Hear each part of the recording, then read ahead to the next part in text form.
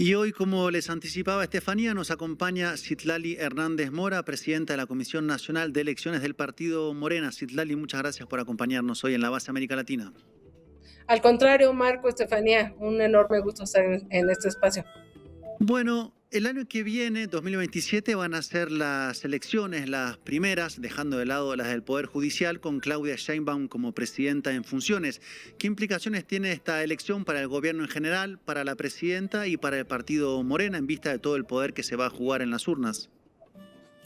Mira, son elecciones muy importantes porque además de que son las más grandes de la historia, han venido varias reformas, entonces cada elección en los últimos tiempos ha sido más grande, pues es la elección a la mitad del periodo de la presidenta, se renueva la Cámara, están 17 gubernaturas en juego, se renuevan también 30 congresos locales. En ese sentido, me parece que electoralmente es de mucha relevancia, políticamente, insisto, es la mitad del periodo de gobierno de la presidenta, y en el ambiente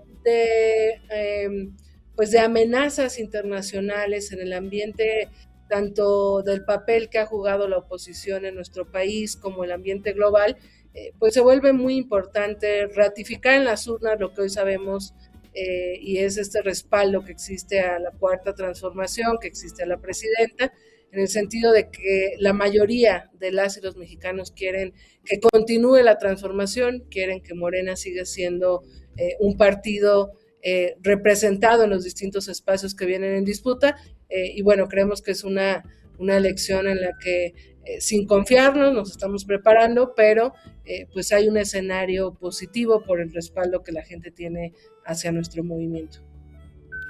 Secretaria, cada elección de una coalición como esta trae, digamos que el mismo conflicto puertas adentro. ¿Quién se queda con qué distrito? ¿A quién o sea, quién va a disputar qué alcaldía? Sobre todo, digamos, en la Ciudad de México.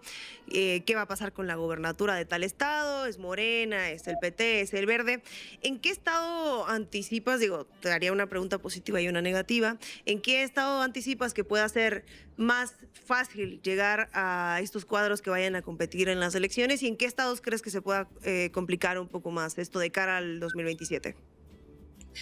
Mira, yo creo que en términos generales hay un ánimo de respaldo a nuestro movimiento, vemos muy buenas condiciones electorales, nos estamos preparando, pues como bien dices, en lo organizativo, en la coalición, estamos, digamos, en la estrategia electoral. El reto mayor que ahora tiene Morena es un proceso interno en el que hay muchas y muchos aspirantes. Al final, por ejemplo, de las coordinaciones estatales, que son, digamos, en vísperas a la definición de nuestras candidaturas a las gubernaturas, pues hubo casi 300 personas registradas y solo habrá 17 personas elegidas. Entonces el reto de que no haya ruptura, el reto de que pues se dé un proceso transparente, en unidad, y de que justamente tengamos al mejor perfil para el proceso electoral. Yo diría que en cada entidad de la República hay mayor dificultad. Te podrá decir que en Guerrero, por ejemplo, que es donde se va a renovar también una de las gubernaturas, pues hay una fuerza histórica donde la izquierda pues ha ganado terreno desde hace tiempo, donde nuestro movimiento está muy bien posicionado, también en Quintana Roo, son estados, digamos, donde la fuerza de Morena y las condiciones coyunturales pues dan cuenta de que pueden ser grandes resultados. Yo creo que hay más dificultades según los contextos en otros estados y sobre todo donde gobierna la oposición, que muchas veces, aunque ellos nos acusan de que nosotros somos los no democráticos, pues en realidad donde gobierna el PRI o el PAN, hemos visto en los últimos tiempos que operan las elecciones, es decir, se meten las y los gobernadores en las elecciones, amedrentan, utilizan, digamos, fuerzas estatales. Esas condiciones, digamos, de dificultad las vemos, por ejemplo, en Aguascalientes, que gobierna el PAN, en Querétaro, donde también gobierna el PAN, aunque el gobernador es un poco menos agresivo quizás que la gobernadora de Aguascalientes.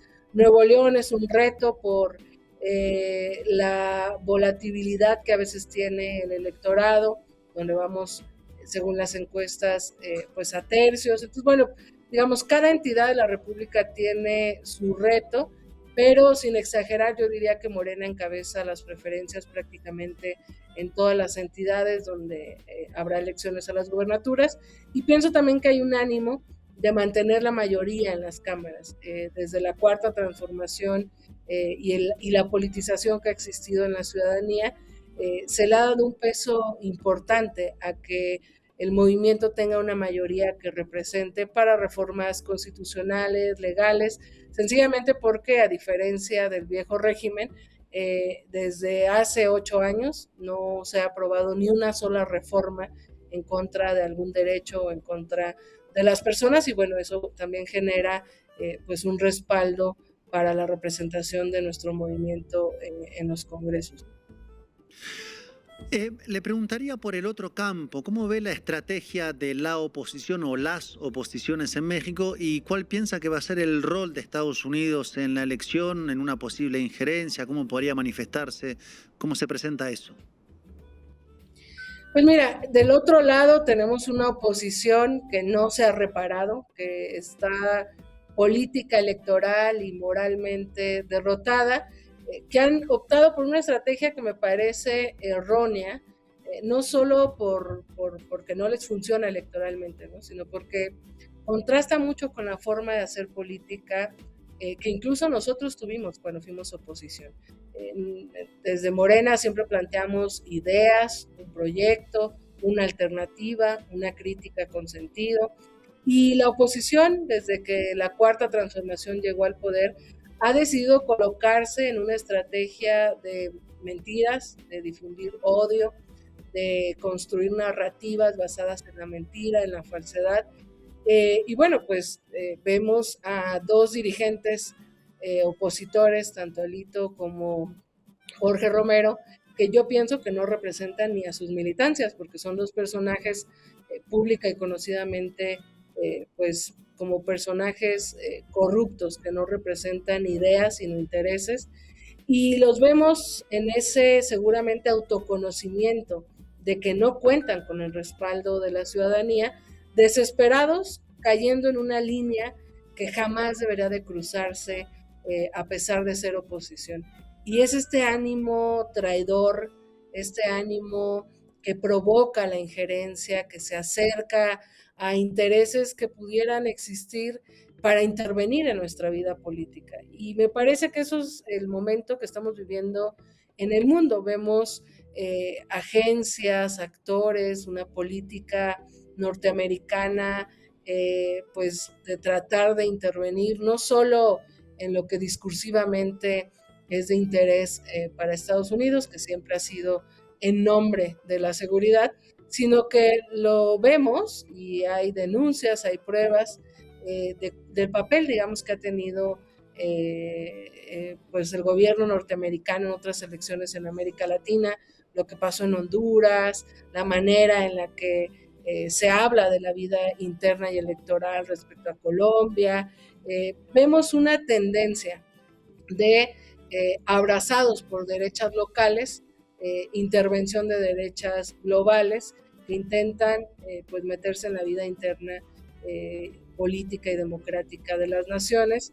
Yo pienso, sin temor a exagerar, más bien con temor a exagerar un poco, pero sin negar, digamos, esas inercias, esas tentaciones, pienso que México vive un momento de politización constante, donde hay un pueblo consciente, inteligente, exigente con nosotros mismos, pero también consciente de que puede, digamos, tener críticas o puede tener planteamientos incluso de no coincidencia, pero no abrazar ningún intento injerencista. Por eso creo que esta manera en la que la oposición ha decidido colocarse, construyendo narrativas alrededor del narcotráfico, alrededor de la corrupción, alrededor de las visas, que ahora se volvió de moda, pelear quién tiene visa y quién no, como si fuera esa una carta de buena o mala conducta.